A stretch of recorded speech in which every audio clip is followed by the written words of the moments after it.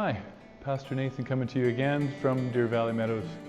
I don't know if you can see this little plaque up here. The little one up top just points out that this is the Hazen fireside room. It recognizes the many years of service of Robert Hazen. He was the president of Gardner Bible College for a number of years and did some great things here in our region and just really helped promote the ministry. And to many of those who were attending the college during his tenure, they knew him as Prez. One of the neat things about that when I come here and I think about why I love the Church of God and the stories that have formed me, Bob Hazen has had a role in that. Now, I didn't realize when I was younger, but I looked back not too long ago and saw there was an article in my hometown paper when Ken Weidrich was our pastor, and we had Bob Hazen come down and he shared with us, and we had a series of meetings to try to reach our community, and he shared about godly parenting and some of the parenting skills that I'm sure my parents were in need of at the time as they tried to raise myself and my sister in the early 80s. And so it was kind of neat that I guess technically I had met him a long, long time ago. But I did meet Bob when I came out to Gardner College for my own education.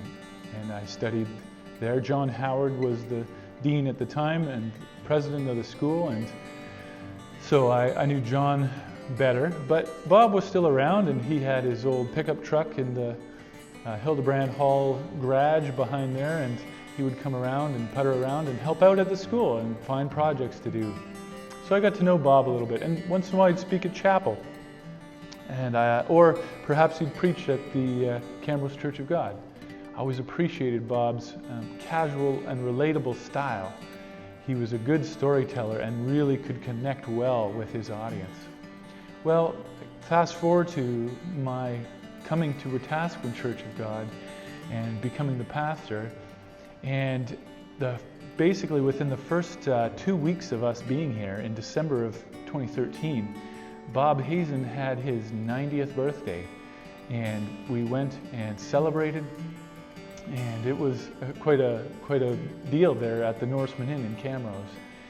Maybe some of you were there. But after that, I recognized the opportunity to have some contact with Bob and to be able to learn from him, realizing that, boy, this guy's been in ministry since he was a teenager and he just turned 90. That's a lot of experience. So I reached out and wanted to see if Bob was going to be open to meeting with me. Sure enough, he was, and he was very excited to be able to do that. And that began a really great strengthening and deepening of my relationship with Bob Hazen. Over the next 5 years or so, Bob and I met quite frequently. Probably, I think it started off a little slower, maybe once a month. But I just realized that, this is a limited time engagement. And I don't know how much time I'm going to have, but I want to make sure I capitalize on it. So I actually went to see him more frequently. So it got to be about every 2 to 3 weeks. And I would sit with Bob in the kind of his sunroom off of the back driveway at his house in that wicker furniture. And Sharon would bring some snacks and gluten-free crackers for me and some cheese and some grapes and things like that. And we would have a Coke Zero or perhaps a coffee.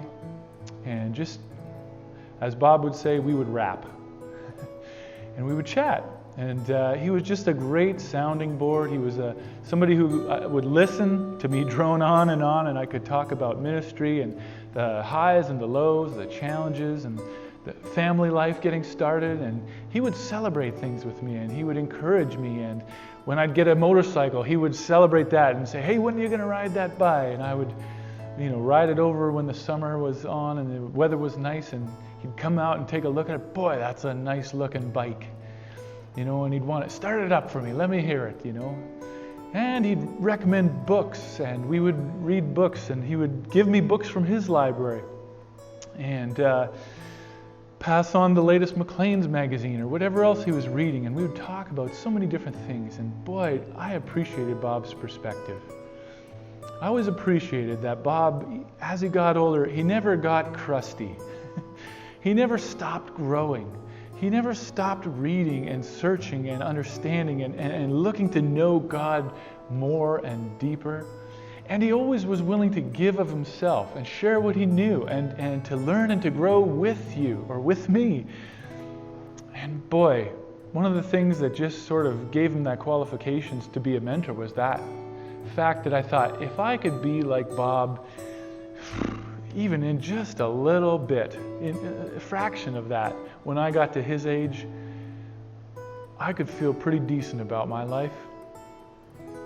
So I wanted to say thanks to Bob Hazen for his contributions and his investment in my life, but also in this camp.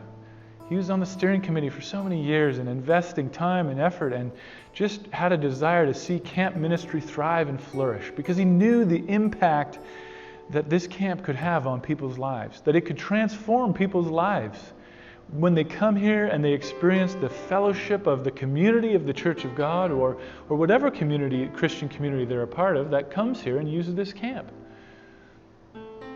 He knew that there would be a legacy here. And he invested time and much effort into that. And there's many who've partnered with him through the years, but Bob's name is up there. And so when I come here and I think about why I love the Church of God, I see Bob's name on the wall, and I'm reminded of that investment that man of 80 years almost of ministry experience and how he is willing to invest in me and invest in others, invest in this camp. Man, I value that. I value people like that. I value community like that. I want to invite you to be part of this Church of God that I love so much, to be part of the community that allows you to be part of something bigger than yourself, to have a role and an investment in relationships that create ripples that echo into eternity. You have that chance. How is God speaking to you? How might God want you to be involved? Give it some thought.